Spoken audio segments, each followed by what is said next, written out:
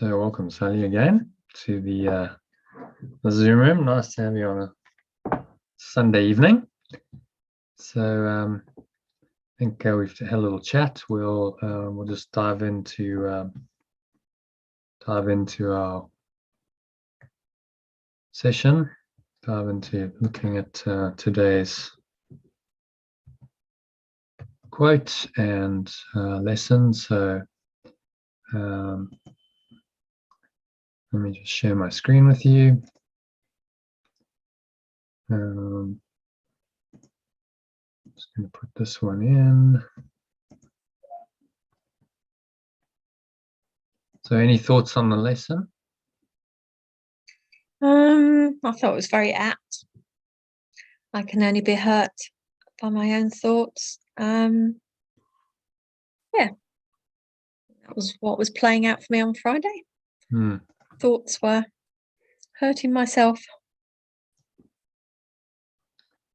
Yeah, it is a very apt lesson. So returning to the power of thought, almost taking a little backtrack to the beginning of the course, talking about thought, projection, and these kinds of themes. So let me share my screen and we'll read.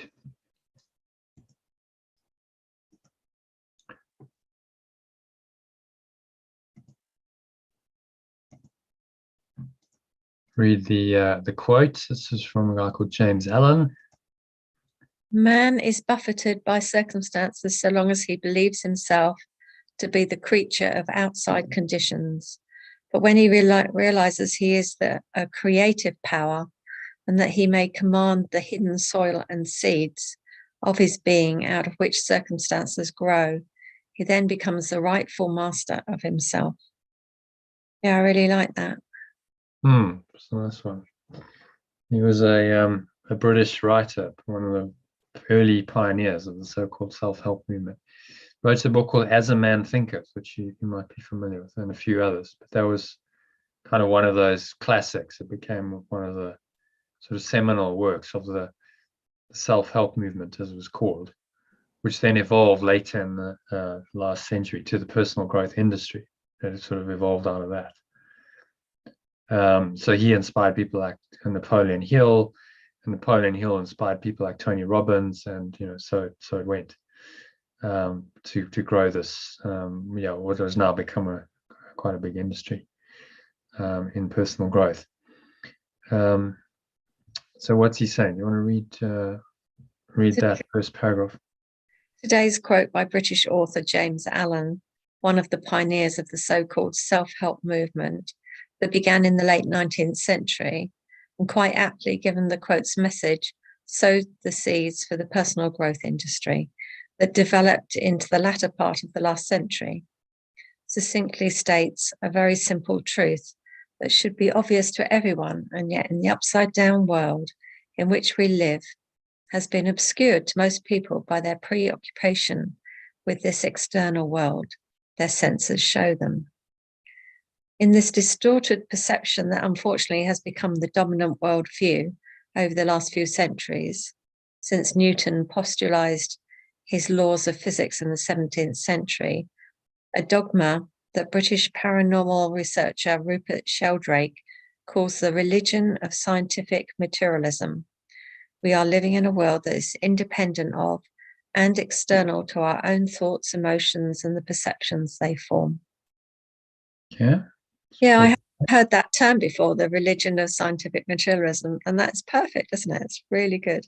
He actually calls it a religion, and that's why, they banned his TED Talk. Oh, did they? That's a good sign. But yeah, exactly.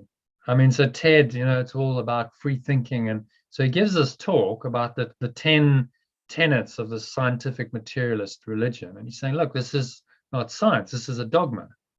And a dogma is, science is about observation, and if the observations don't fit the theory, then it's a bad theory. Change the theory. And he said it, Newtonian physics and the scientific materialism based on it is just dogma, because they believe it blindly, even though there's heaps of evidence that it's not true. The establishment still believe it. So that's what a religion does. And interestingly, they banned it.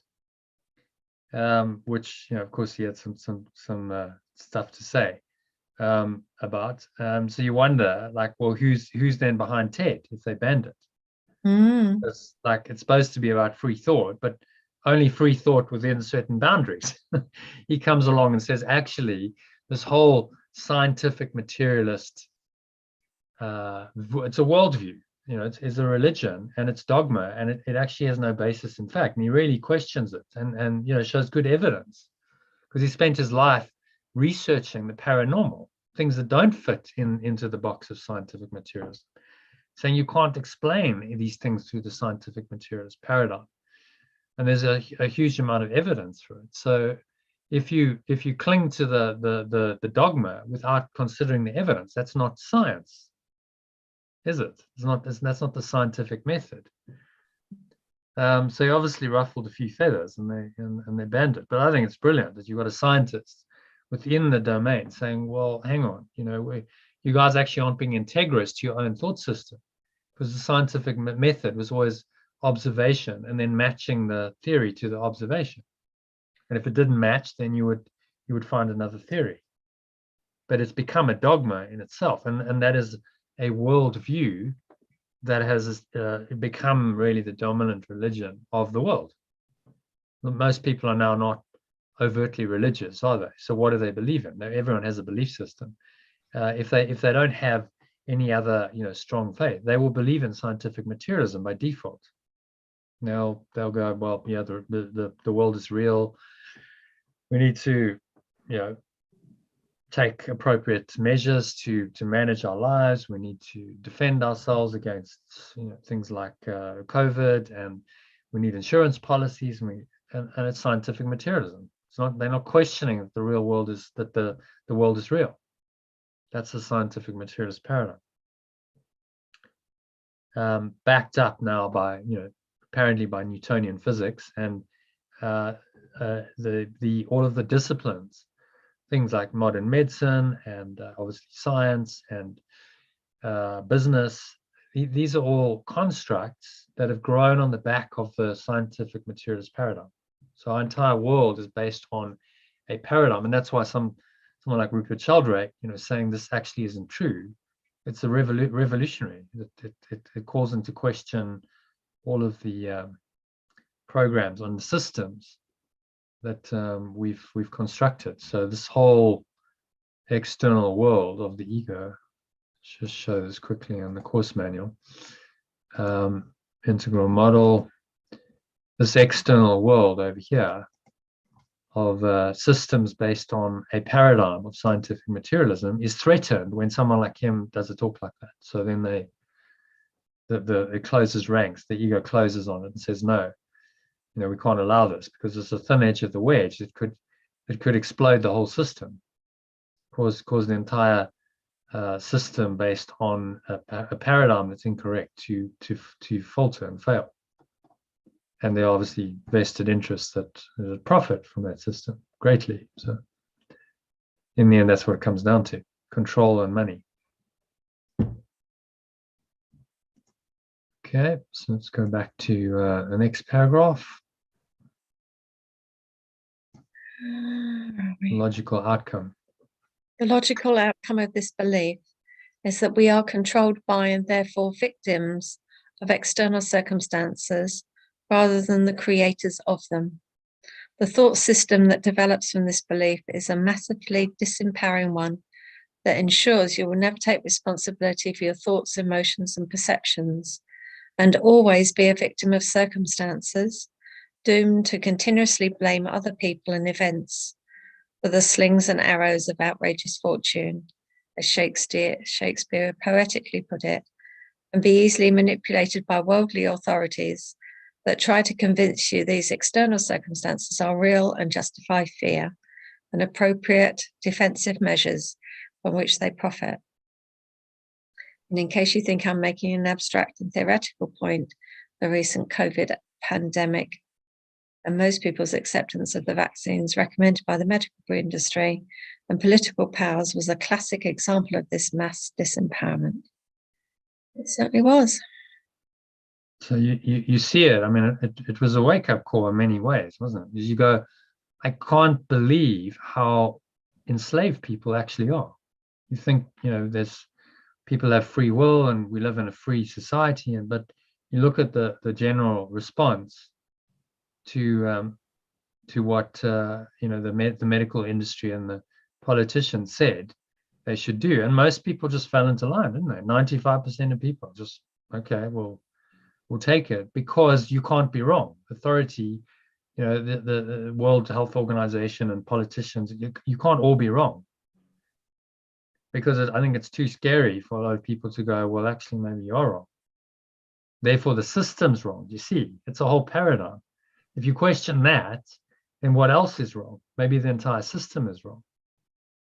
And people can't go there. They're too enslaved to the system based on their worldview, because that's what they're effectively defending is a worldview based on a self-concept, which then gets played out through these systems. And so that's why they take the vaccine, because it's part of their self-concept. And of course, the powers that be know this, and they know that if they just set it up correctly, that most people, because they believe in the ego as their self-concept, will go with what they suggest, even though there's no evidence. What the extraordinary thing to me was, there's no evidence. You can't show me any evidence that these things work. Not any. So it's just you telling us. It's a bit like, in the investment world, you have due diligence. You don't just go, oh no, this is the best investment since ever, and I just believe you. It's like, well, show me. There's got to be evidence, which is, of course, actually the proper scientific method. Show me some evidence. And yet they don't, and they claim to be scientific. So basically they banned Rupert Sheldrake's talk because he was calling all of them hypocrites. He was saying a bunch of hypocrites. You're espousing the scientific method, but actually you don't apply it at all.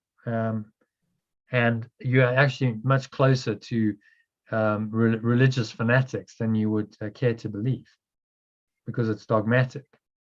And so he's asking them, he was basically holding a mirror up and saying to the whole scientific establishment that believes in Newtonian physics, take a look in the mirror. That's what that talk was doing. And no one likes to, if you're defending the ego, you don't like to look in the mirror. So let's ban the mirror instead. That was, which meant it was actually effective. What he did was worked to have that reaction. Yeah, it's quite brave to stand out from the crowd, isn't it? When you think you'll lose your job and your family will be threatened or whatever it might be. Takes a lot of gumption to do that. Well, that's the thing with integrity in this world. It always has a price. It's never easy to stand up for the truth, because it's always easier to say, well, I'll just go with the crowd and I won't take a stand, because if I take a stand, I will stand out and I will attract some opposition, almost certainly. And I don't want to take that opposition, so I'll just kind of fit in, and I'll go with the general consensus, and I'll quiet any disquiet that I have. I'll just suppress that. But then, how do you live with yourself in peace if you're doing that? And you look at the example of a number of really high spiritual initiates, say Gandhi, Nelson Mandela, who else last century, Martin Luther.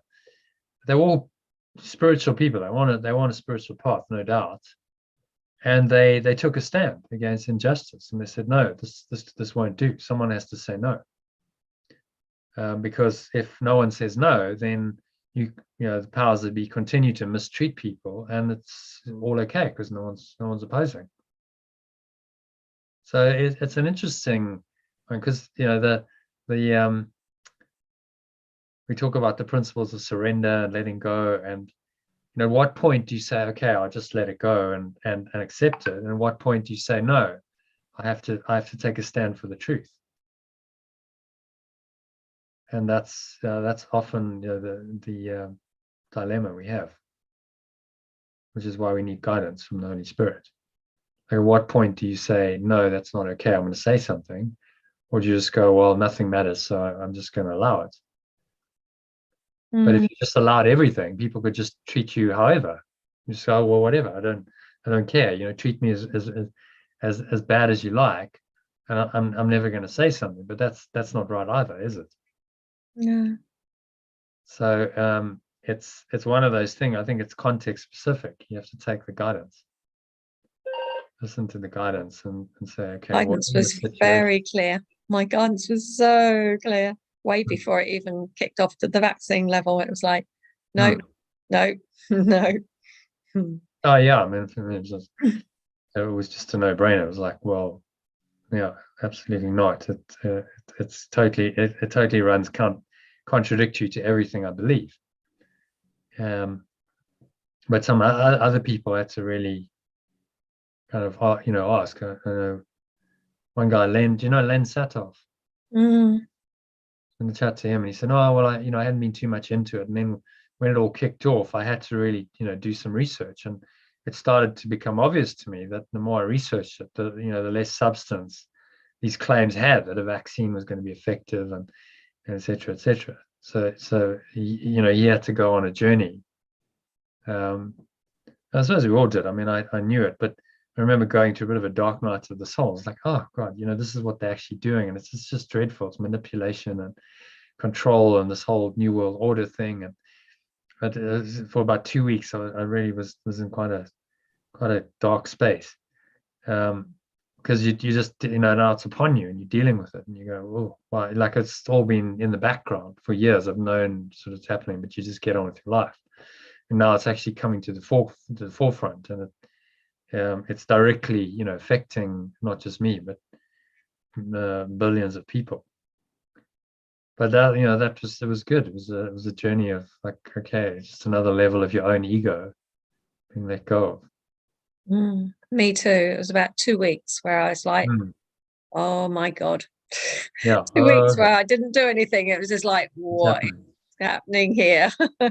And then And then, it's like figuring it out. So, okay, so what yeah, is actually happening? And then yeah. kind of once you get the picture, you're like, okay, well, I've got to accept it and understand that actually this is a call to action for anyone who's a light worker, so to speak. This is like, okay, well, you need to really get your act in order and get into gear, because the other side is mobilizing big time here, and so what are you going to do about it? And I actually found that quite inspiring. It was like, okay, so what am I going to do about it? And I developed a business plan for an alternative currency in that time. It was like, okay, well, what am I going to do about it? Yeah, I haven't done anything about it because I don't have the money, but the plan is there. So it was like, okay, well, something came out of it, and it was empowering. It was like, well, actually, it's a call to find a better way. That's what the light does. So it's all good. When the ego comes calling, and it seems to be very very dark and threatening. That's exactly what the spirit wants you to go deep within and find the light in response, and then act accordingly. And people who have, like the Nelson Mandelas and Martin Luther's and Gandhi's of the world, did make some serious changes in the world, because they stood for it, and they were so convinced that they were right in their not in an egoic way, but that they were right because the spiritual principle was right. That's the point. Not just right because I want to be right. I'm right because the spiritual principle of oneness and love is correct, and the principle of separation and fear and hatred and attack is incorrect. And you have to take a stand, because both can't be right.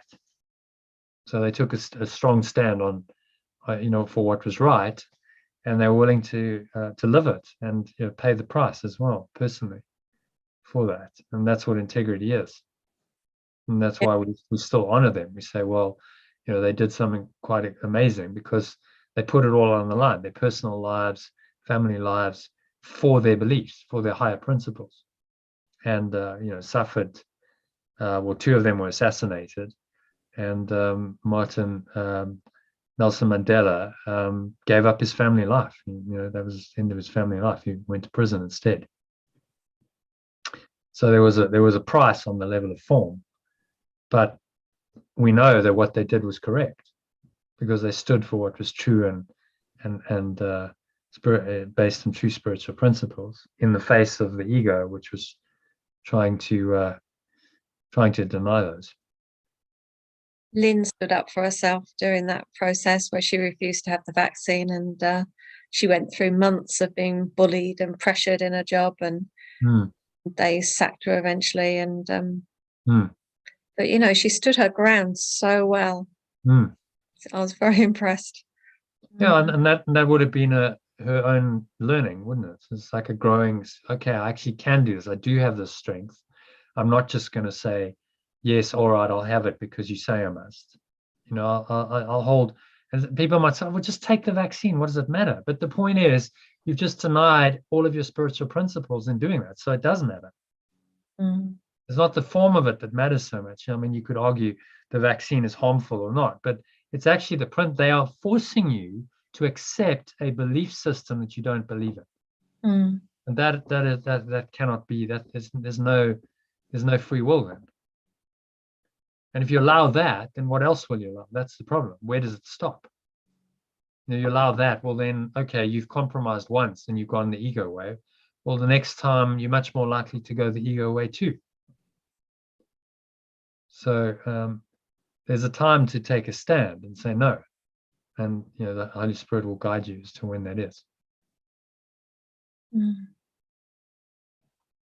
All right. Next one. Fortunately, there is an alternative worldview. Fortunately, there is an alternative worldview to scientific materialism that draws on both another science, being quantum mechanics, and ancient spiritual teachings that have remarkable parallels. These are the source of great wisdom, or so-called perennial philosophy, that James Allen and other great thinkers have found and expressed. To summarize this worldview, the Copenhagen interpretation of quantum mechanics states that there is no reality in the absence of observation, so observation creates reality. So the interesting thing is that's actually a scientific principle. And yet most scientists don't get it. They won't accept that there's no, they won't accept this, even though quantum mechanics has been proven time and time again. You get these results over and over again in different laboratories.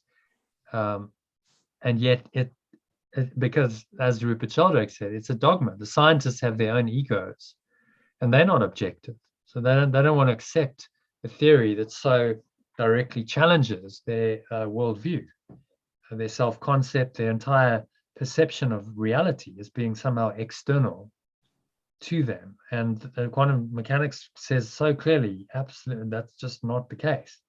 Experiments indicate that the perceiver is integral to the experiment. The experiment outcome of the experiment changes depending on the intention of the experimenter.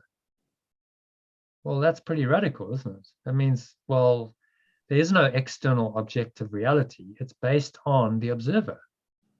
In other words, it's in the observer's perception.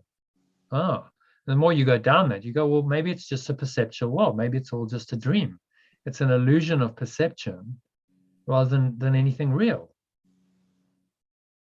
And one of the quantum physicists went so far as to say, there is no world, which is exactly what Yeshua teaches us in the Course of Miracles. There is no world. Because there's no absolute fixed reality you can call a world. It's all relative, it's perceptual. In other words, it's an illusion. It seems to be there, but it's not really there. So the quantum physicists have tapped into exactly the same truth that the mystics have, just via a different path. But often, because they haven't done the mystical mind training that the mystics have, they struggle to accept it. Because they're coming from the foundation of, well, you know, I believed in scientific materialism until I got to quantum mechanics. And then it's telling me, actually, I've got to chuck that belief out. None of it's true. Even Einstein is great. Einstein was a great mind. He had trouble with quantum mechanics. He couldn't let go of the Newtonian belief that there was actually something out there. Mm. So it's a scientific principle. It's worth remembering this. So if ever you talk to someone who's a scientific materialist, talk to them about quantum mechanics. Say, well, what about quantum mechanics? If they know anything about science, they'll know about that. You say, well, how do you explain what these results? The electrons change they change their behavior depending on the intention of the experimenter. So they're not independent of the experimenter. So maybe they're just a projection of the experimenter's mind. Oh, freaky. There's no independent reality out there. Maybe the reality is in their mind. Yeah, that changed my worldview for sure when I heard that. Whoa. Right. So then if you put some cells under a microscope to see if somebody's got cancer or not, it depends on what the intention of the observer is thinking. If they're looking for cancer, or if they're hoping there's no cancer. I mean, it's so unreliable. So why would you trust it? No, it's perceptual. And as Yeshua says, you can't rely on perception, because in perception is an interpretation. It's based on duality rather than on eternal oneness. So nothing in perception can really be trusted. Which then leaves you, well, where do you go then? You see, the only place you can go then is the non-dual truth, beyond perception. Which a lot of people will struggle with, because they want a theory that allows them to keep their ego and keep the world intact. And if you really go for it, quantum mechanics and the highest spiritual teachings say, sorry, you can't. If you're really going to accept this and be completely ruthlessly honest with yourself, you cannot accept that there is an independent, objective reality out there, because the evidence is so clear that there is not. Although your senses tell you it's there, there's heaps of evidence in these quantum mechanical experiments from a spiritual point of view. All the mystics have said the same thing. The greatest minds who've gone within said the same thing. There's no independent objective reality out there as the scientific materialist worldview or religion based on Newtonian physics would have you believe. But it's all just a relative perceptual reality.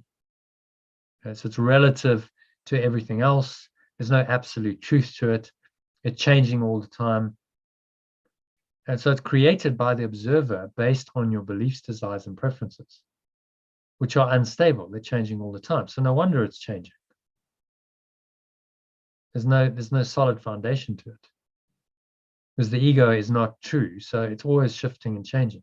Ego shape shifts from one form of illusion to another all the time. So therefore its world is shape shifting all the time, changing all the time. And we try and find solidity, we try and find certainty, and we can't. This is what these quotes are saying. Is that what shape-shifting is?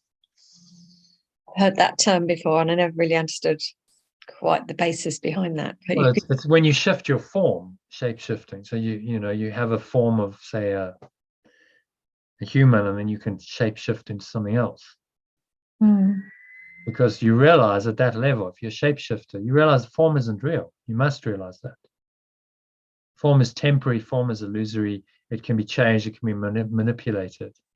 But you have to understand that in order to shapeshift. If you think form is real, then the form that you see will remain. And speaking of which, that leads us nicely into the movie Lucy. Yeah, she was doing that, wasn't she? She was shapeshifting. Yeah. And was showing like reality is plastic. It can be molded. It's molded by thought. And she would go, whoa, my hands just disappeared, and then my hand reappears. It's all thought. So that movie showed you, it was a quantum movie. It showed you, look, all of this stuff is projection of thought. When you become enlightened enough, as she was, then there's nothing you can't do. Because all of the so-called laws just fall away. Gravity, bodies, it all just, you realize it's all relative and perceptual. And really what she wanted, she got it very early on, that what she wanted was to get out of there. She was going to go the whole way. She was actually going to use her mind powers to transcend the world. She was not interested in hanging around, and she wanted the drug so that she could use it to transcend. That was her vehicle out of there. She wasn't interested in hanging around and fighting for world peace or being a guinea pig for Morgan Freeman's experiments. It was like, I'm going the whole way here, very rapidly. So it was a great mind training movie. You go, okay, well, can you just commit, be as focused as she was on the ultimate goal of, okay, just get to 100%. In that case, it was a brain function. They used that, but it's a complete. It's all, the whole point is it's not a 90% deal or an 80% deal. It's 100%. You got to go the whole way. And she committed to that, and it happened just in the nick of time. So although it was violent, and but the message, I think, was, okay, commit, go the whole way with this, and all power will be given you, and you can transcend and become the whole. The message was very clear. She's going to become all of it. I'm everywhere. What did she text him? I'm everywhere. Where are you? I'm everywhere. Great, great quantum movie. That. Did you enjoy it? Yeah, I did. And I would never have watched such a violent movie by choice. But there's a lot of benefits to watching that. Yeah. Well, you got to look beyond the violence and understand that there's a deeper meaning. And in the end, no one's dying. She even says, no one dies. No one dies, very matter of factly. It's not possible. No one ever dies. You just change form. I did have a moment thinking, I wonder how the scientists explained that after the event, all these bodies and all this blood everywhere, and she disappeared and turned into a computer, and I was thinking, that would be a very interesting write-up, trying to explain that one away. And then I thought, it's all in the internet, so it wouldn't matter. Well, often the only way to explain these things is to deny them. So how do they explain some of the the miracles that do happen, that are on record? How do you explain that? How do you explain coins manifesting out of thin air? How do you explain all the paranormal kind of activity that Rupert Sheldrake finds over and over? He's done the research, and he's saying clearly there is what he calls a morphic field, which is really the field of mind, the quantum field, the morphic field, whatever you want to call it. It's the projection of the mind, and everything's linked in that field. So the world is more like a great thought than a great machine. It's all thought, and that's the driver of it. Thought is the driver. Thought, intention, emotion's a big one, because that's now a strong feeling. You've energized the thought. So this idea of some kind of external world that's independent of the observers is just ridiculous. It's been debunked, and yet the majority of people still believe that, don't they, in this world? Well, yeah, of course I have a body, I'm a person, I can see it, feel it, touch it, taste it, it must be, my body's real, and I'm limited by my body. It's my body's needs, my body's desires, body's sickness, body's illness. And so that sets you up for a very limited life, where suffering and guilt and fear seem to be justified. And that's unfortunately the life most people lead.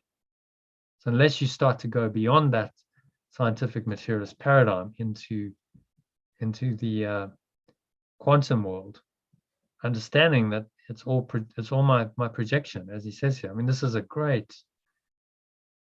absolutely great quote. You read that. Projection makes perception. Projection makes perception. The world you see is what you gave it, nothing more than that. But though it's no more than that, it is not less.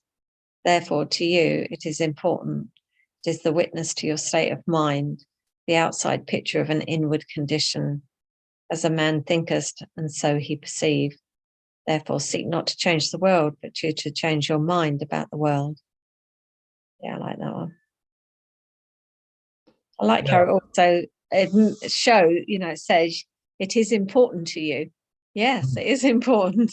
The witness to my mind, yeah. And if you have a self-concept that you're looking to validate through the world, then it's very important to you. Yeah. The world's a validation of your self-concept. So as a man thinketh, you believe in your self-concept, then you perceive accordingly. You perceive the world is real because it reinforces your self-concept.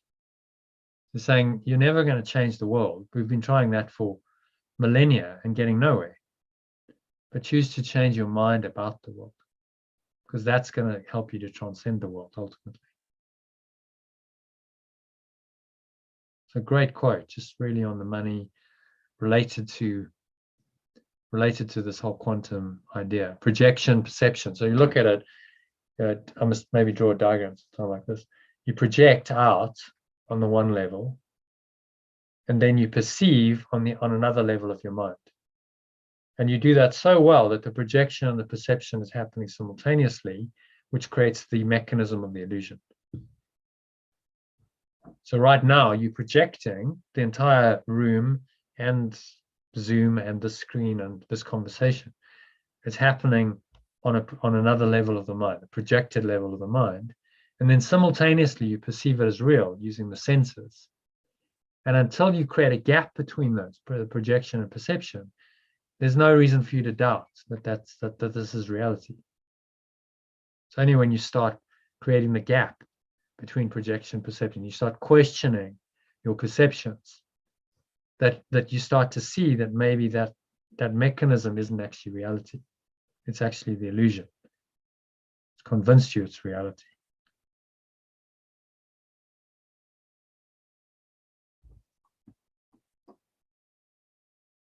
Okay, and we'll carry on. Therefore, all you need to do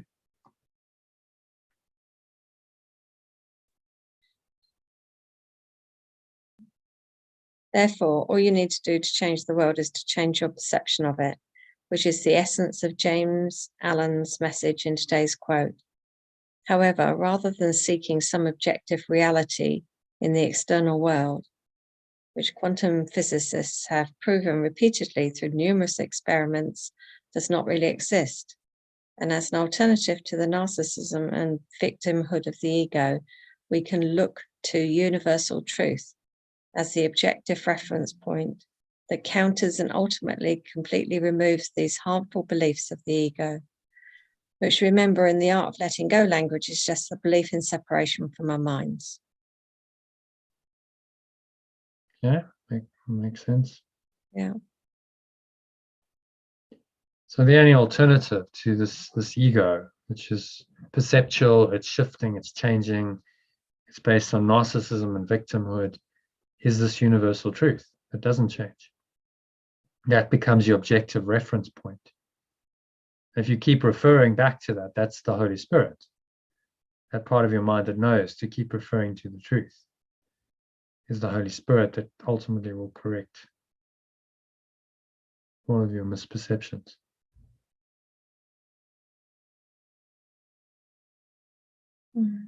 Remove all these harmful beliefs just by taking it to the truth, saying, no matter what seems to be happening, let's have a look at this. No matter what seems to be happening in this red scrum, I take it to the truth. No, actually, in truth, this isn't true and it's not real, because all thought of separation is unreal. So it can only create what's unreal. If I make what's unreal real, then I'm in a dream. I'm deluded.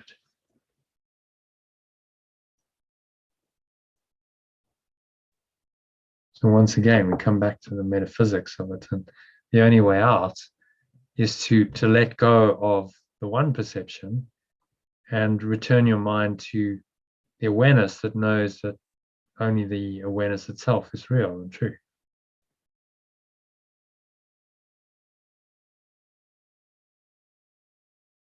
Yeah, when we did this on Friday, and I had this aha, I understood it more deeply that when we're not in the blue circle,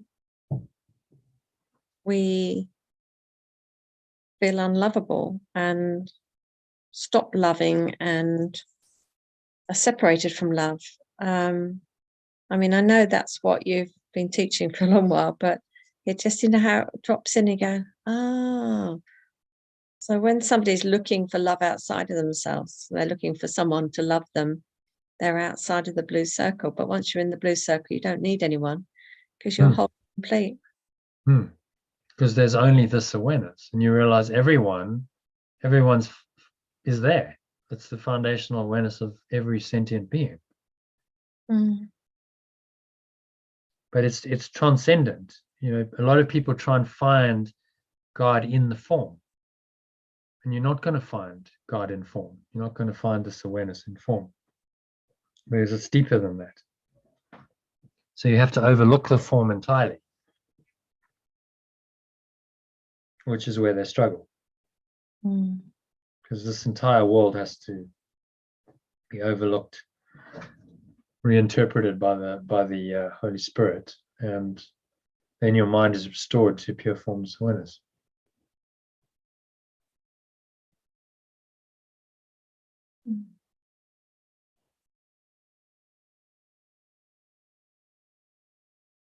Okay, so let's go back to.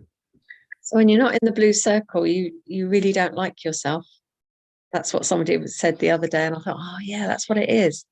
So when you are, you're just in that deficient state.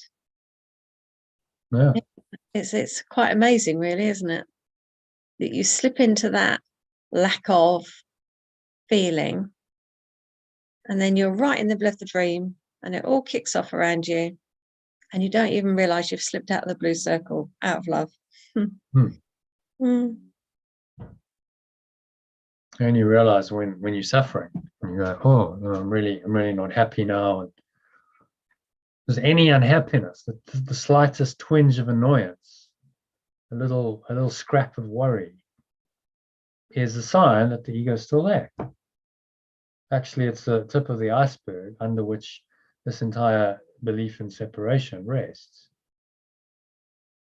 So that's why I'm saying you'd be very vigilant, because even a slight discomfort is a sign that you are no longer in pure formless awareness, and you're entertaining the ego.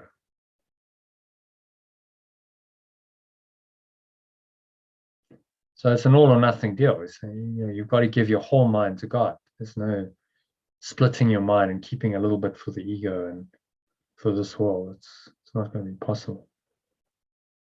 Yeah, it's love or not love. They're the two choices.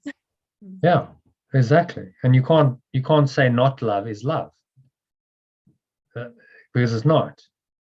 You can't try and incorporate what is the opposite of love into love, because that's what some people try and do. They say, well, it's all love, and so fear and hatred and anger and attack are part of the whole plan, and somehow those are love too.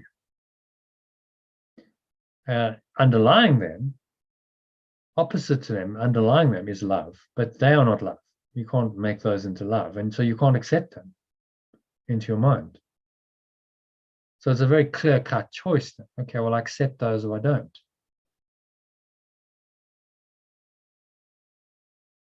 And there's no other way. I've looked at this in every possible way. You go, there is no other way ultimately. You can't fudge this. You can't say, I'll have a little bit of love and a little bit of fear and make sense of that worldview. It doesn't make sense at all. Then you just end up vacillating between these thought systems. And that's very disturbing. We don't actually know.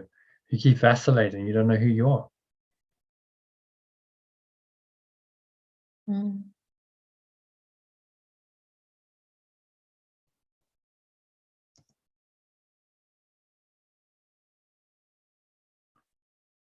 Okay, the next one, the truth was taught in the story form, parable of the sower. I thought, given the quote, I'd throw that in. This truth was taught in story form 2 millennia ago by Yeshua in his well-known but little understood parable of the sower. A farmer went out to sow his seed. As he was scattering the seed, some fell onto the path, and the birds came and ate it up. Some fell on rocky places, where it did not have much soil. It sprang up quickly because the soil was shallow, but when the sun came up, the plants were scorched and they withered because they had no root. Other seed fell among thorns, which grew up and choked the plant. Still other seed fell on good soil, where it produced a crop 160 or 30 times what was sown. That's a nice one. Yeah, very simple parable that illustrates the point, which Yeshua was trying to make. That, what he was talking about was the seeds of your thoughts and your emotions, because that's also part of it, which you plant into the soil. The soil is the ground of being, reality, and you're either planting good seed or bad seed. And some of it, if you're not in the right mindset, then and you don't do it properly, then it's not going to be effective. It springs up quickly, but it's going to wither away.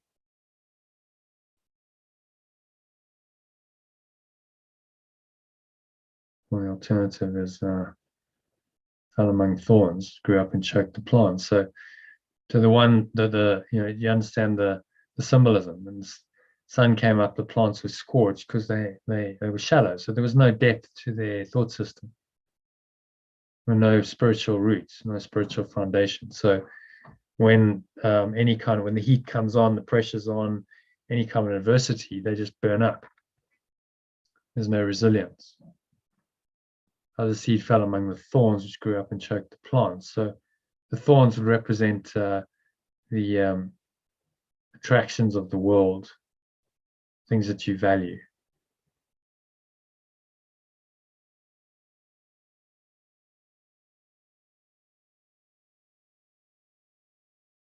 Okay. So that's the biblical version of what this quote is saying. As you sow, so shall you reap. And so good thoughts into the soil, which is the morphic field, quantum field, or the morphic field. So whether you use an ancient parable or you use the more modern quantum principle, there's no reality in the absence of observation.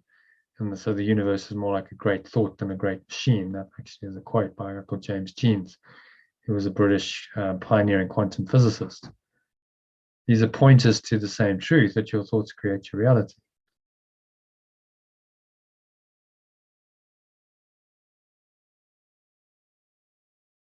So whatever pointers you use, still need a process to remove the false thoughts.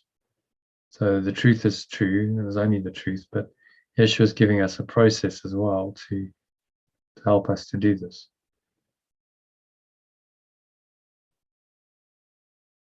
So that process is radical forgiveness or letting go, which can be done in a number of ways, but I mentioned the instrument for peace. Again, because you see here, we're talking about perception and thought and emotion. You see the layers. This diagram is really useful. It shows you the layers of reality that we've constructed in this false reality.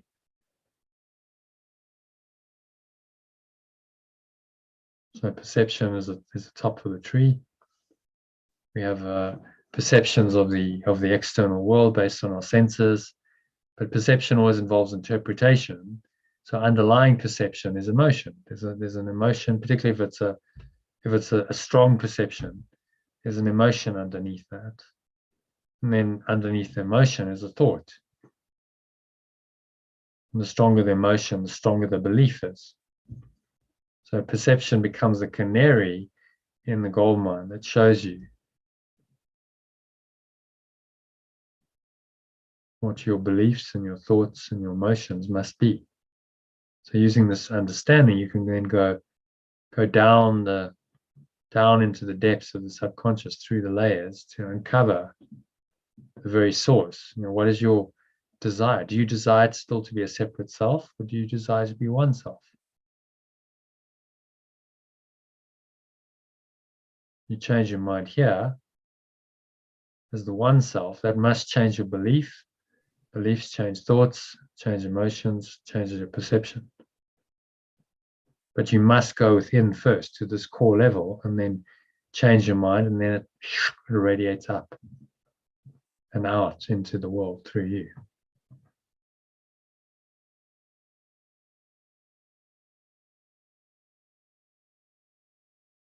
Okay, so any thoughts or comments or questions on any of that? It's just like planting the seed in deep soil, isn't it? Yeah, okay, go through the levels, plant the seed, which is the desire to be one again. That's the true seed that's now going to bear fruit in the soil of your mind, and that will grow to an entirely different belief system with different thoughts and different emotions and different perceptions if you practice it. But you must practice it over and over and over again. It's like you've practiced the ego over and over and over again.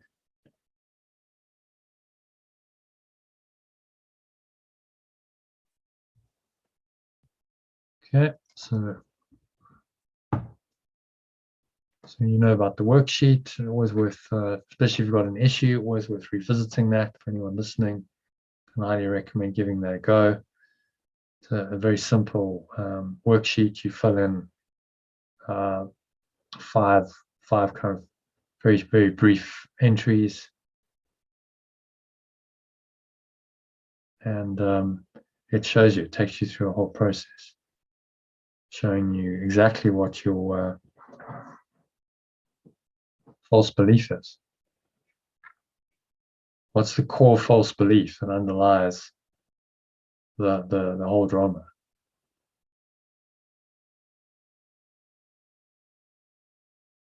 Yeah, and it's quite surprising what those are.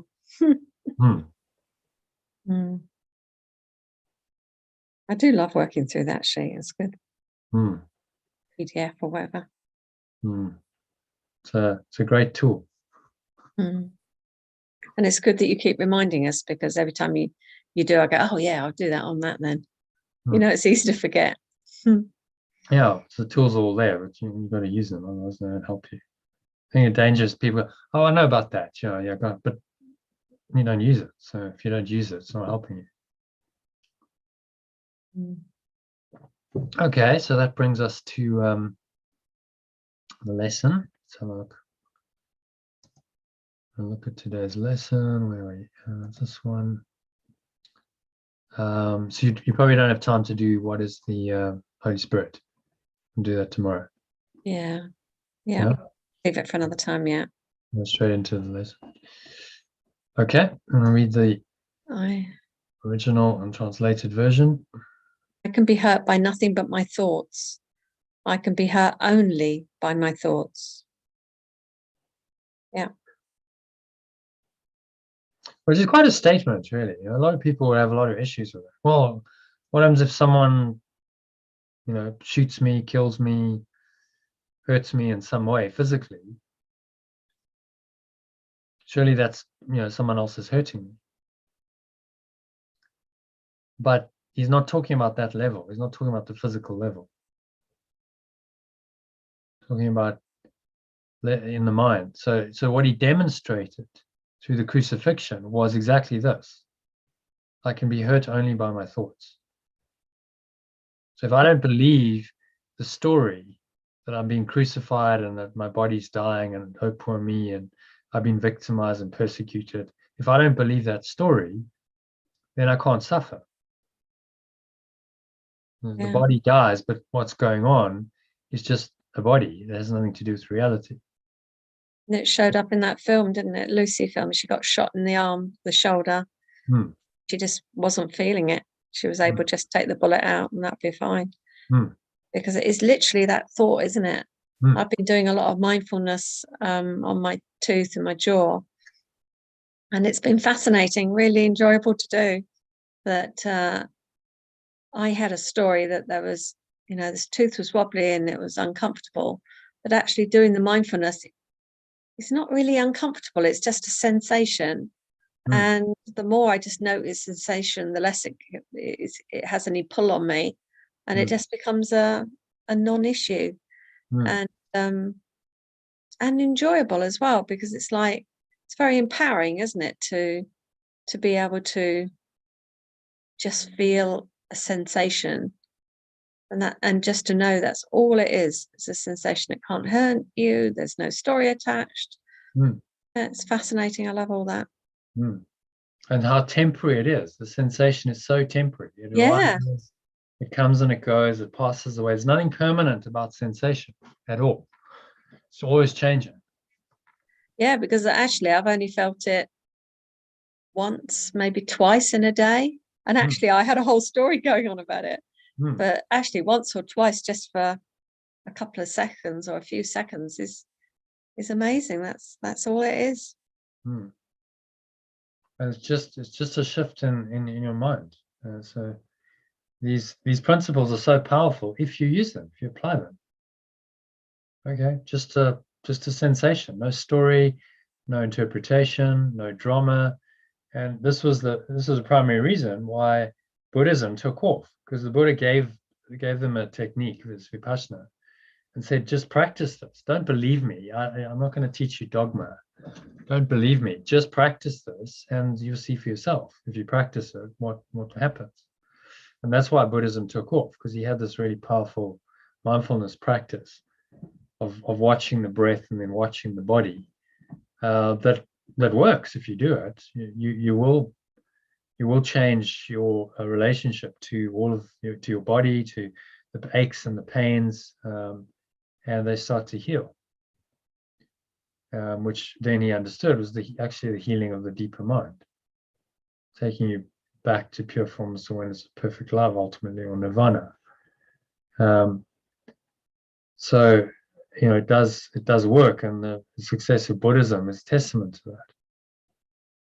And then, of course, Buddhism got corrupted, because people then come in with the mind and dogma, and it becomes, oh, well, this school of Buddhism says this, and this school of Buddhism says this, and it becomes all my mental and conceptual, rather than the Buddha wasn't interested in that. People would ask him questions about God, and he kept noble silence. That's all he did. He didn't answer, because he's like, I'm not going to give you a conceptual answer that your mind can then start to work on. He just said, well, if someone shoots you with an arrow, his story to people who would ask him questions like that was, if someone shoots you with an arrow, are you going to ask about the arrow, where the arrow came from, who made the arrow, how old the arrow is, what's the origin of the arrow? Are you going to ask that, or are you just going to remove the arrow? Which is a clever analogy. It's like, it doesn't matter how the arrow got there, and that was his approach. The Course takes this approach of, okay, because you've got such a highly developed intellect and this mind that wants to know, he's going to give us the answer. He's going to say, well, in the end, though, it becomes non-conceptual, because in the end, you can ask, well, why did the separation happen, all you like? And the only answer lies in the universal experience that it didn't happen. So you have to go beyond the conceptual mind at some point. He just gives us a bit more to work with than someone like the Buddha did. Okay, so on to number 1. I'll just read the alternative. My source, your extension is perfect. When I think that I am hurt in any way, it is because I've forgotten who I am, and that I am as you extend me. Your thoughts can only bring me happiness. If ever I am sad or hurt or ill, I've forgotten what you think and put my little meaningless ideas in place where your thoughts belong and where they are. I can be hurt only by my thoughts. The thoughts I think with you can only bless. The thoughts I think with you alone are true. Yeah, it's perfect, isn't it? So you are your thoughts. You identify with your thoughts. You think in negative thoughts, you think thoughts of fear and anger and hatred, then that's what you become. Because that's what you now identify with and believing in. but the thoughts I think with you can only bless. So from pure formless awareness, you can now think thoughts that are constructive, that are helpful. Well, I see the oneness, and I want, to bless and heal, and I want to be kind and gentle, and this is what comes out of oneness. And all the cruelty and the hatred and the fear and the attack of the ego simply just fades away. But you must understand these fundamental lessons. That's why he's giving it to us again.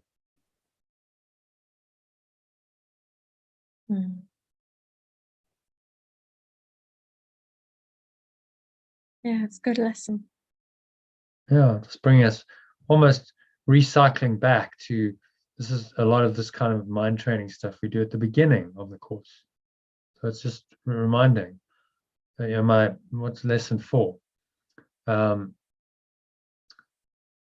is nothing, my thoughts do not have any meaning. These thoughts do not mean anything. That's lesson 4. And then he repeats it in lesson 10. My thoughts, lesson 10, is just a change of, instead of these thoughts, as my thoughts don't mean anything. In the early lessons, there's a lot of this emphasis on thoughts, and he's now returning us back there, saying, okay, just watch your thoughts, because you accept or you deny the ego in your thoughts.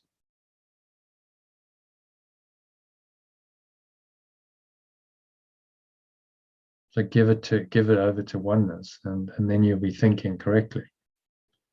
Only oneness, and interpreting the world for you, can be correct. And then the blessings can only bless. The thoughts I think with you alone are true. So that's quite a good arbiter, really. Are the thoughts I'm having only blessing for me and for everyone else? And if that's not the case, then it's not of the spirit. There's anyone who's going to suffer because of your thoughts. Like genuine, you're not talking about people who don't, they've got resistance to the ego, and they're just but you're causing genuine harm and pain and suffering to someone else. Then it can't be of the spirit.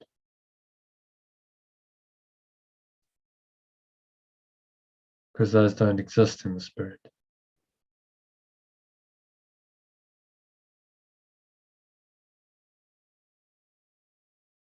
Okay, so happy with number 1. Any other thoughts, comments?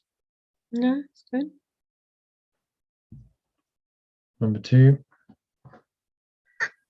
I will not hurt myself today. I am far beyond all pain.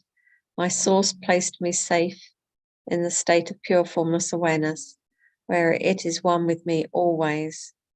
And I do not want to attack the extension it loves, for what it loves is also mine to love. I want to attack the extension it loves. What is that? Yeah. Makes sense? Yeah. Yeah. Because you can't attack the extension of love and not attack yourself. If you are that extension. So all attack is self-attack because of the law of extension. So what it loves, the source loves its extension, is also yours to love.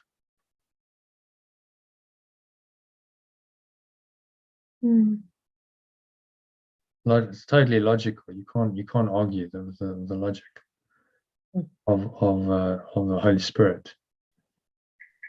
I just think it's very empowering to feel in control of it, of my own thoughts. I can choose those thoughts, and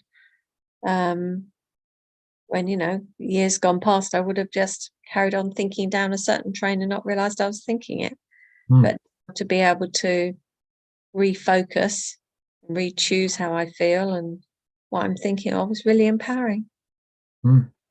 This is a foundation of personal growth. This is why this quote and similar sentiments by these thought leaders was so revolutionary, because you change everything. If you take responsibility, you're no longer a victim of the world. You can change your mind in any circumstance, and that's the only power. Esha says at some point in the course, the only one remaining power that you have in this world as a slave of the ego, apparently, is the power to choose. You can always choose how you respond, no matter what the ego's done, no matter what the temptation is to behave in a certain an egoic way. You can resist that. It's within your power to do so. So here's a teaching that will help you to do that. That's what the lessons are doing.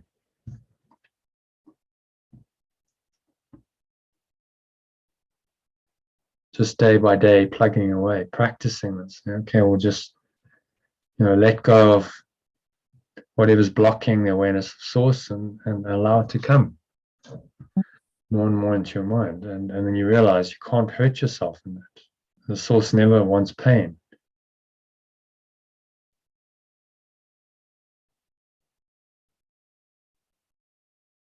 Okay, so happy with number 2? Yeah, all good, thanks. I'm going to go now. Are you going to go on and do a meditation? Yeah, if you want to do a meditation. Well, I was going to log off and go for a walk and listen to it on my walk, if that's all right. Well, why don't you listen to it live while you're walking? Just mute yourself. Yeah, I'll go on my. No, I've got to go on my phone to be able to walk. Yeah, or just log on your phone if you want. Yeah, because when I'm walking, it makes, I don't know, it just allows me to, it just works for me moving rather than staying stationary. Well, that's okay. It's all about the state of mind. Are you in a peaceful, connected state, really? So you don't have to sit still to meditate. That's a misperception. Yeah, sometimes it works for me. First thing in the morning, last thing at night, it works. But when I'm active in the day, I need to be moving. If I can find the login for it on my phone. Oh dear, let me go on Telegram. And one other thing before we finish up is, did I mention to you about binaural beats? You mentioned about listening to them. So for 2 nights, I've listened to them before I went to sleep, and I've needed 2 hours less sleep a night. Which is phenomenal. That's pretty amazing, isn't it? It's incredible. And so I was wondering if it does that at night, then it reduces me needing 2 hours at night. What does it do when I listen to it in the daytime? I've got it playing in the background now. But that's incredible, isn't it? Without any intention that it should do that. Did you put headphones on, or you just had it? Didn't actually, because it was irritating me having anything in my ears. And yeah. Oh, right. I put them on, and then I go off to sleep with the headphones on, and sometimes I'll wake up in the middle of the night with the headphones still going. So it's going in the whole night, and it does seem to work. I definitely don't need as much sleep as normal human beings do. I do other meditation as well. I do a deep vipassana meditation usually every day. So that's like a sleep substitute, but there's definitely something it does to your brainwaves. Kind of takes them a bit deeper, and that's what it's all about. So deep sleep. Quite incredible, though, isn't it? Yeah, it is pretty. I mean, that's 2 hours is a massive. Yeah. If that sustains, that gives you 2 hours extra in the day to do whatever. I'm awake at 3 a.m. Yeah. I'd rather stay up later at night and sleep until 4:30 or something in the morning, but I'll work that out. I'll find a way. How do you wear headphones at night? Do you just sleep on your back so you don't roll over? Yeah, it's fine. Just if I don't have headphones, I'll roll onto my side, but otherwise, let's go on your back. I use the savasana posture, which is the yogic posture where you just lie. Corpse pose is called, with your your hands by your side facing upwards. All right. Okay. And then I just go into okay, I'm listening to the frequencies, and I start a bit of breathing, a bit of body scanning, and it doesn't take me long. Within like 5 minutes, that's it. You've gone, and it seems like I go deeper, quicker because of the binaural beats. I might wake up. I think sometimes I get a bit hot because of the your ears are. I've got you use the earmuffs, the ones that surround your ear. Right. Yeah. The ones that just insert in. I find those better. So sometimes I'll wake up and then go back to sleep without them. But a lot of the time now I sleep with those with the frequency going. I'm like, well, it seems to work. I'm like, okay, well, why not?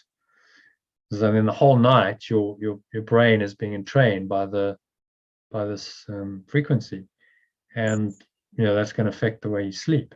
So is it a case of the longer that you listen to it, the more benefit you get? Well, it takes you into. There you go. You're coming on. So you probably want to disconnect from this one, or it's going to give you a feedback.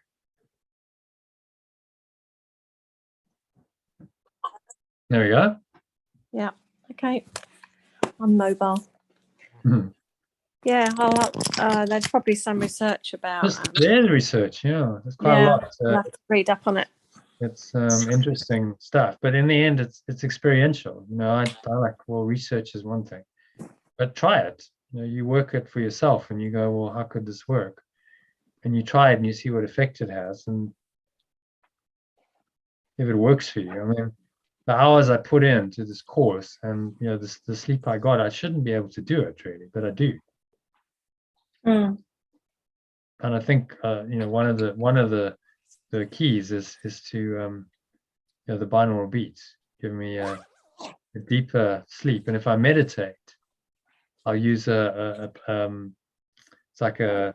called dive. It's a frequency that has like rain sound, and it's got bells in it, and it just takes me so deep. Like in an hour, I can just it's an hour of deep sleep.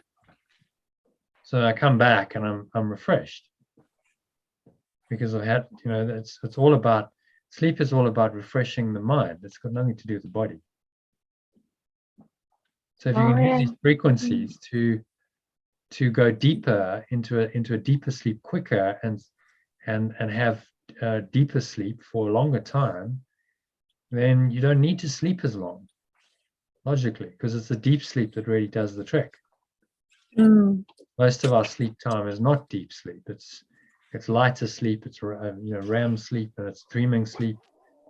But is that if you can get 2 hours of quality deep sleep every night, or alternatively in a meditation, then you're okay, because it's a deep sleep that really rests the mind. So your mind goes into a delta state, where it's very slow brainwave state. So there's only 2 to 4 cycles a second. So there's really no mental activity. The mind is still, which of course is source. You're going into that that place of complete rest and stillness. So you're kind of plugging in more deeply. Yeah. And so the egos made us go to sleep during that state rather than stay awake. Now, what meditators try to do, advanced meditators, they try to stay awake. So they were aware when they go into that delta state,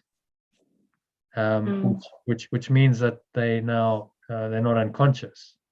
They're actually aware of what's going on, and in that, they learn so much. They're like, oh wow, I'm aware, but I'm not thinking. I'm conscious. Yeah. So then they learn who they are. One of the days I was like, for a couple of hours, I was in that in-between state between, it was this morning actually, in between wakefulness and sleepfulness. And that felt very special. And then when I came out of it, I wrote and wrote and wrote, like downloads of stuff. That was really good. Yeah. So that state is a very creative state. So in Delta, you're not dreaming, you're not having anything, but you were probably in Theta. So you're in a Theta, maybe an Alpha, but Theta is associated with creativity, dreams, downloads the great scientists and inventors and poets and writers and artists. They tap into that theta state to get their downloads. Yeah, I love that state. The penny drop, you know where the penny drops comes from. That's yes, yeah, I've been using that. Yeah, the penny drops when you go into that state, and then something comes in, and it's like you get a download because you're in a very open, receptive state, but you're not in deep sleep. So your mind, there's still some kind of mental activity, but it's lower and slower. Yeah, so I use that when I wake up first thing in the morning. I usually get downloads first thing.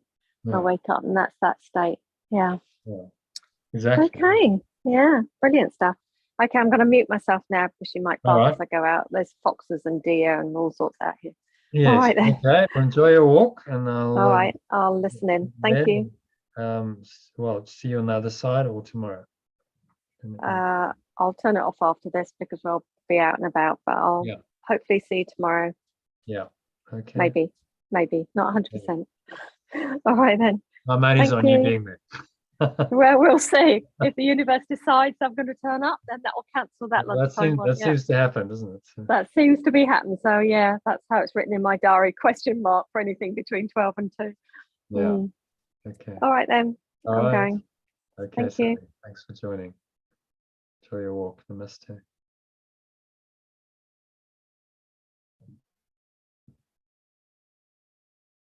Okay, so if you're sitting down listening to this, just making yourself comfortable, sitting in your favorite meditation posture, feet shoulder width apart, back straight, cup your hands in your lap, close your eyes. Sally, just you're walking, find a nice rhythm, connect with your breath, get a nice deep, slow, rhythmical breathing pattern going, breathing in and breathing out. Stomach rises and stomach falls. And you just observe this rhythmical pattern of the breath in and out through the nostrils.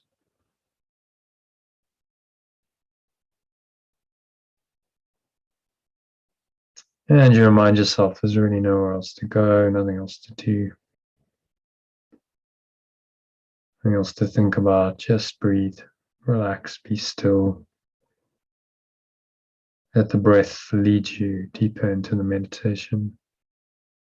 If you're walking, just focus on the breath, let the breath lead you. So you become very quiet and still mentally,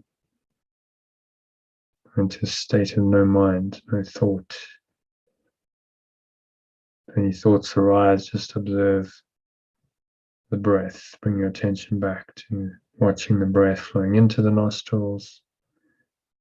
Observe the subtle sensations in the nostrils, and then you exhale, breathe out, and let it all out.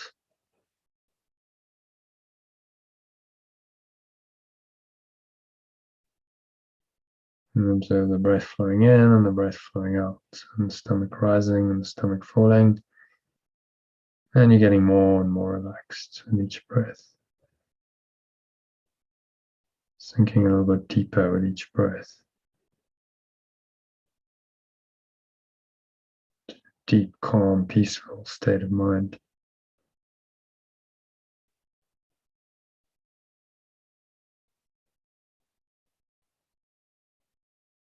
Nowhere else to go, nothing else to do, just breathe, relax, be still, and listen to these words in this still state. You're an empty vessel. One of the analogies, your mind is like a calm lake on a windless day. And you're going to allow these thoughts just to drop in to your awareness. Like pebbles in a pond, just dropping into this very still, calm surface. And because of that, the ripple effects are going to be noticeable. It's like plop, and it goes, and it's a little ripple, and you feel the ripple into the depths of your being.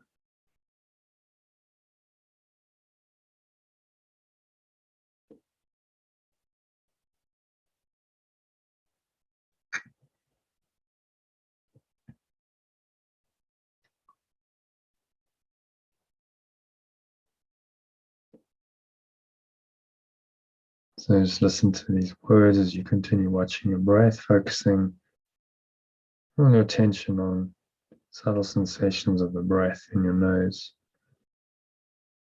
And there's an area just below your nose, between your nose and your upper lip. Focus on the touch of the breath on that area.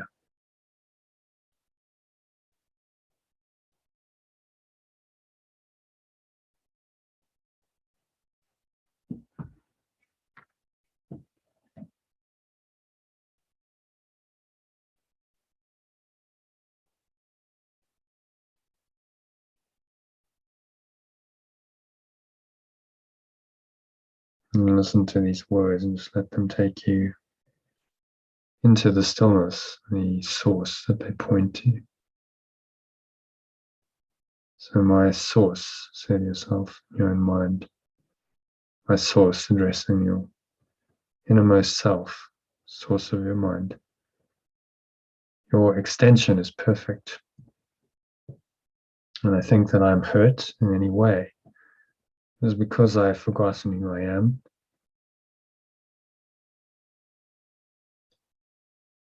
And that I am as you extend me.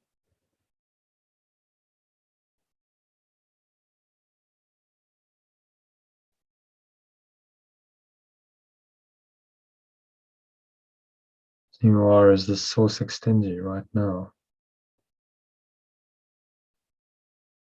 It's not past tense, it's present tense. It extends you right now in this instant, this moment. Feel that connection. Breathe it in to every pore, every cell, every muscle of your body, every part of your mind, every corner of your mind, every fiber of your being.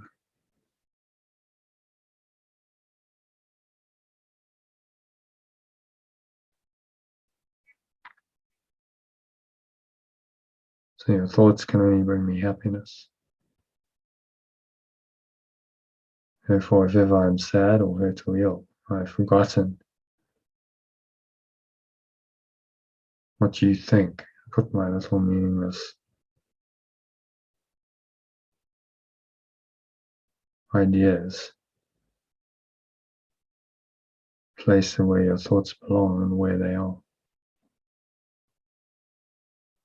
So it's all just a covering, all the mental and emotional activity sponsored by the ego is a covering over thoughts of God, and the thoughts of God point to God or source, point to the source of your mind so clearly, cannot be ignored in the end.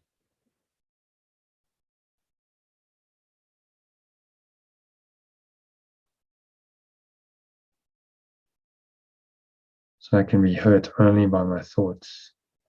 Say that one more time. So I can be hurt only by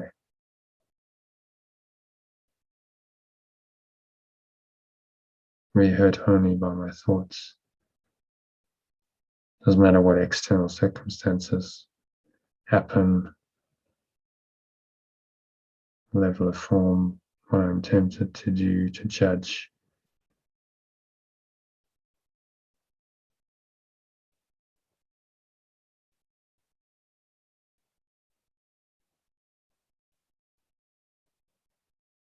So say the thoughts I think with you can only be less. Thoughts I think with you alone are true.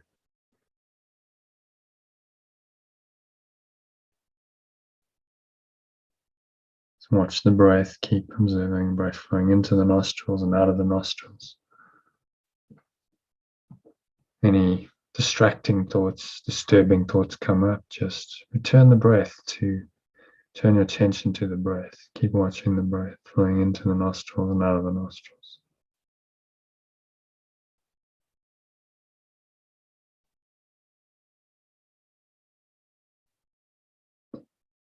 So say to yourself, I will not hurt myself today. I'm far beyond all pain.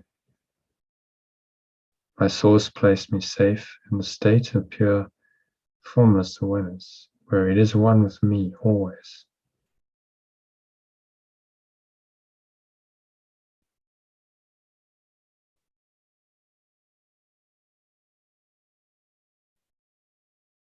I do not want to attack the extension.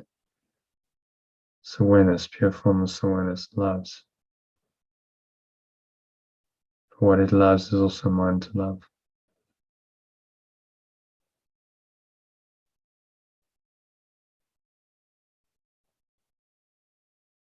So what it loves is also mine to love. I am loved,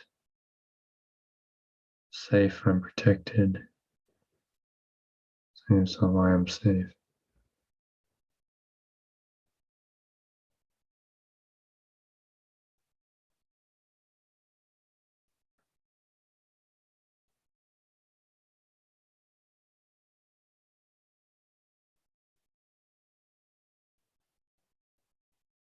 And just watch the breath and stay in this deep connected state. Beyond all suffering, all hurt, all pain is the truth of your being, which is transcendent, pure, unimaginable beauty and majesty.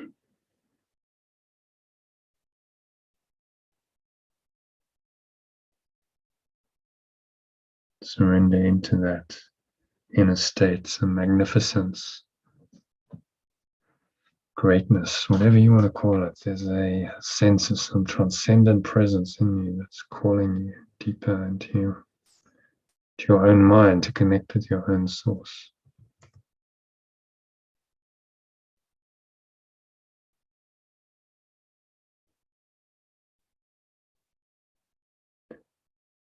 So now I'm going to read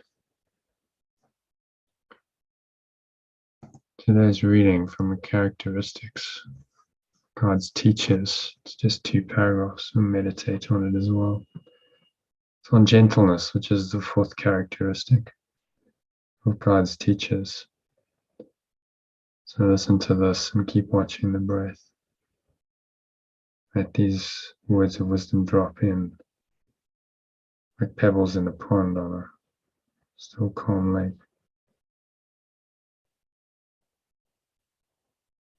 So this one's on gentleness. Let's see what Yeshua has to say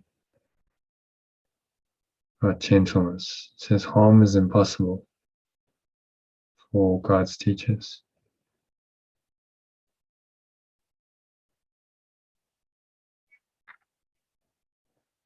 And neither harm nor be harmed.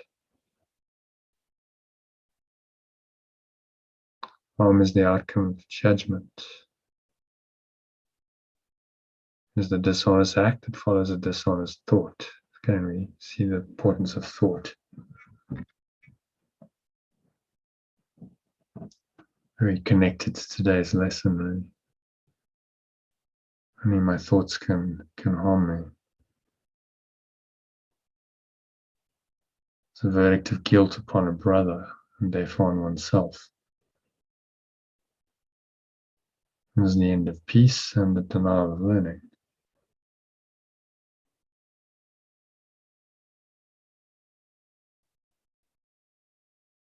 Demonstrates the absence of God's curriculum or love's curriculum and its replacement by insanity.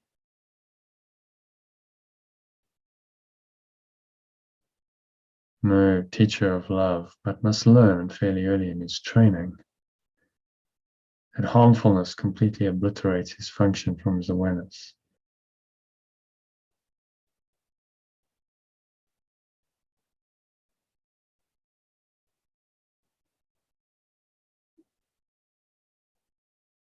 Harmfulness will make him confused, fearful, angry, and suspicious. It will make the Holy Spirits just remember the remembrance of love. So this remembrance is lessons impossible to learn. Nor can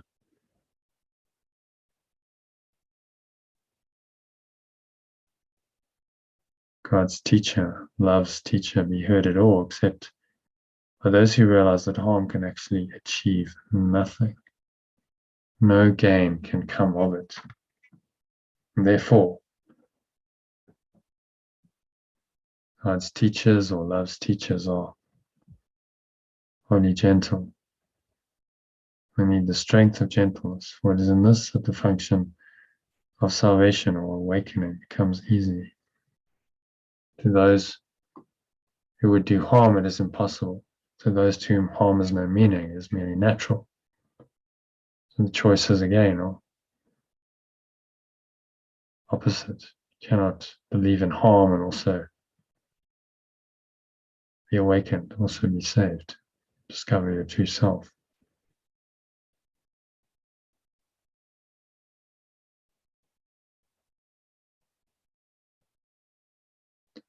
To those who would do harm, it is impossible to be saved, to be awakened.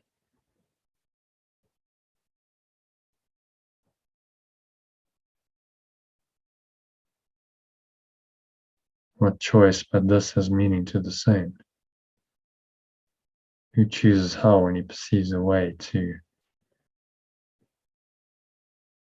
state of heaven, to pure formless awareness of perfect love? With two choices, one to heaven, away from this world. The other is for hell, victimhood, call it victimhood, and everything that goes with it, damnation. So who would choose weakness that must come from harm in place of the unfailing, all-encompassing and limitless strength of gentleness? Who indeed ponder that question? Do you understand the question? The answer becomes obvious.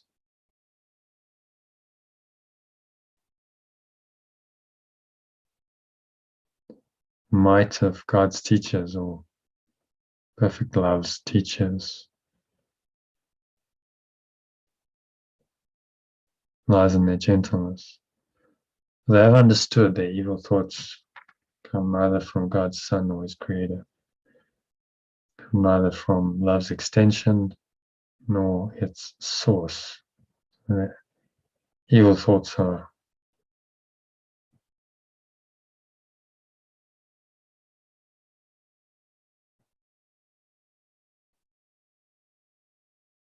thus did they join their thoughts with Him, who is their source, His presence is their source. So their will, which always was, is of its own, is free to be itself. And celebrate that. Just sink into your own mind.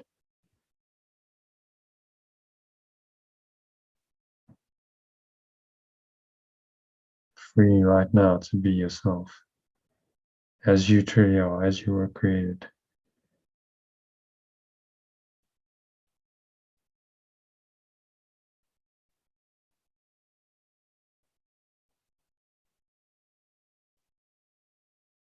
So nowhere else to go, nothing else to do, nothing else to think about. Just breathe, relax, be still. A couple of minutes of deep silence. Breathing in and out through your nose, observing the breath. Watching the breath flow in and out. Letting the breath take you deeper and deeper and deeper and deeper. Each breath into this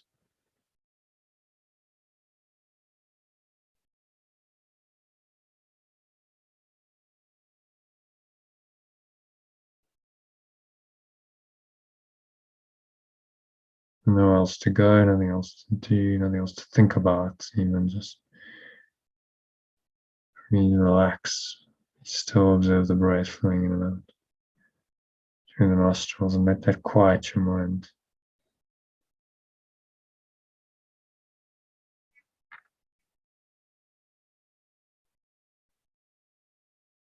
Quiet your mind, surrendering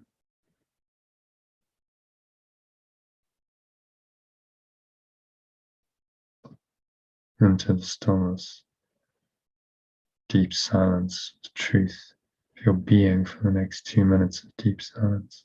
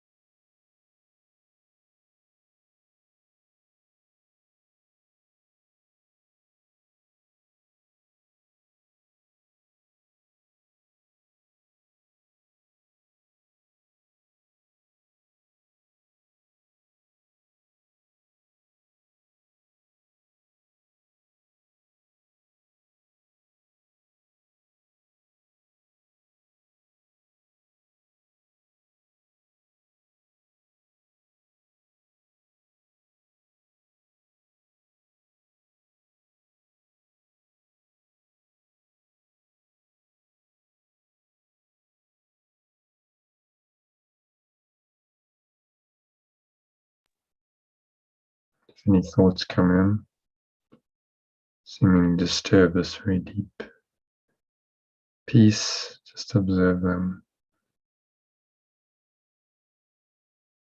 casually. Have any engagement, interpretation, don't give them a meaning. Just observe them from this higher state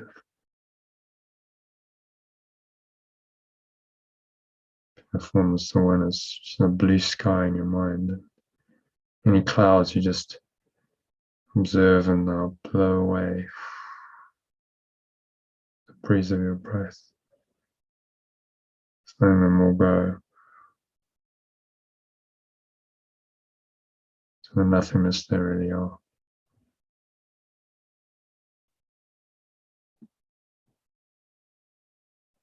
And surrender into that nothingness, no thingness, formless awareness. It's where the source of eternal life is.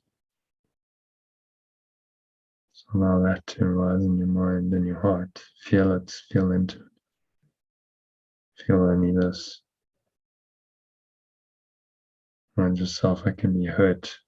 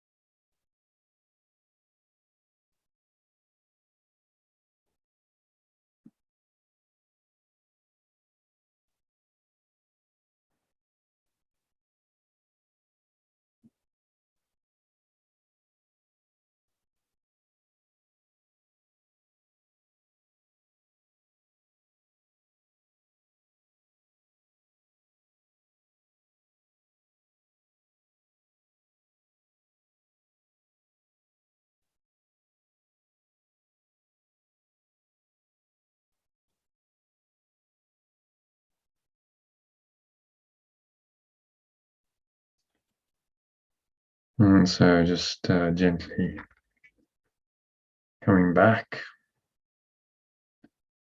from this deep connected state, bring some awareness back into the body and your breath and the senses and the world. And then on the count of 3, you're going to open your eyes. So 1, just breathing in.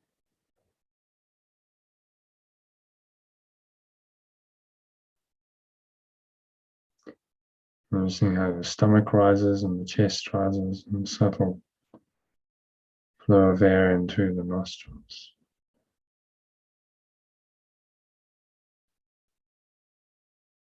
Clench the sphincter muscle. Notice the energy rising up the spine. Feel into your heart center. Your hand, put one hand in your heart. Breathe into the heart center. Breathe in again, raising the energy up from the heart center into the crown of your head. Another sip of air and maximal inhale breath. Just pause at the top of the inhale.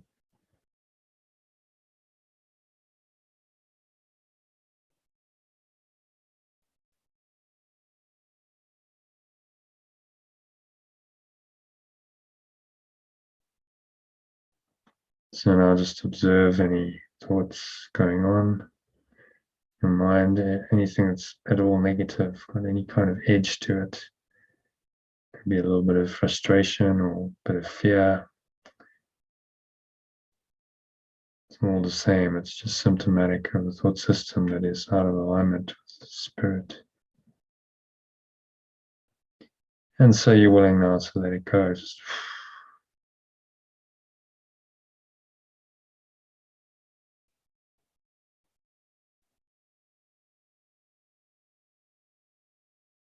so blow out the breeze of your breath, any clouds, dark clouds, black smoke, you can visualize it leaving you. It's going, gone. It has no power to obscure your true awareness, your pure formless awareness of perfect love at all.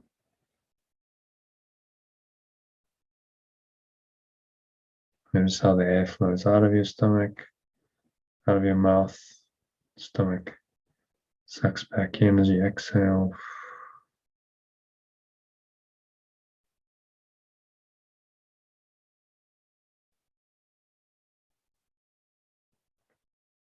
So now notice as you exhale, air flowing out of your mouth, chest and the stomach suck back in. Energy flows out of your mouth. And to rest in your lower stomach and your groin, notice the energy down in those areas.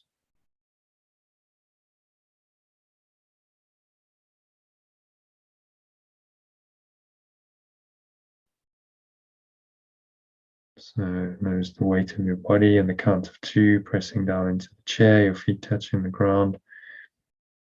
You're walking, just notice sensations of the body. Breathe in again, notice the air flowing in through the nostrils. Notice perhaps what you're smelling as you do that. Maybe there's a subtle taste in your mouth, notice that.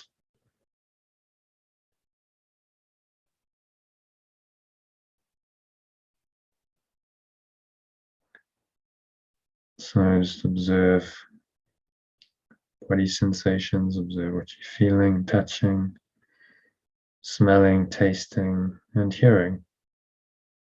Knowing that all these things are illusions, they're temporary, they come and they go and they shift and they change.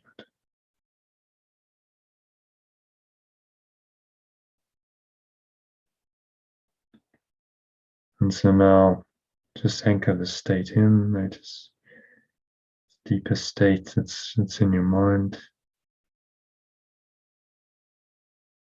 State of pure formless awareness in which you're completely harmless and cannot be harmed. So you are beyond any hurtful thoughts. Mind yourself can be hurt only by my thoughts. Anchor this state of no mind, no thought into your mind, to your awareness, and continue on in this awareness all the rest of the evening. And coming to the end of the evening, we're winding down, so just stay in this lovely connected state.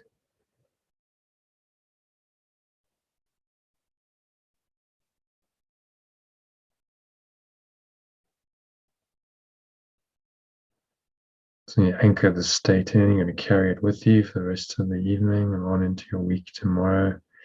To help you do that, you can top yourself up later with a breath break, which I've sent you into that recording, or a longer 15-minute or half-hour recording if you want to do a long meditation again to reconnect with the source. Allow it to show you the truth of today's lesson, that there really is nothing that can hurt you except by your own consent.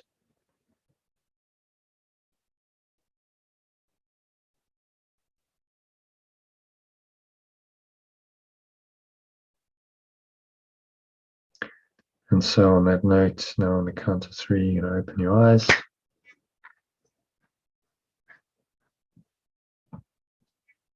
You'll close and just take a minute to look around. Ground yourself back into this so-called reality.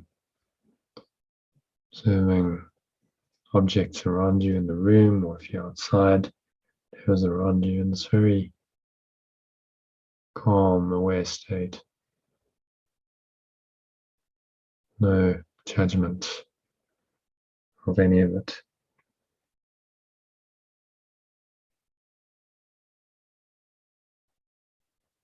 Anchor the state in. This is the true connected state, true state of mind, of being, which is the flow state when you're operating in the world in this state. It's known as the flow state. So I wish you that you stay in this flow state, very peaceful, flowing evening ahead, and a very good sleep. And I hope to see you tomorrow, Sally. The session, and anyone else join us at the same time tomorrow, 12:30 UK time. That's 2:30 South African time. Namaste.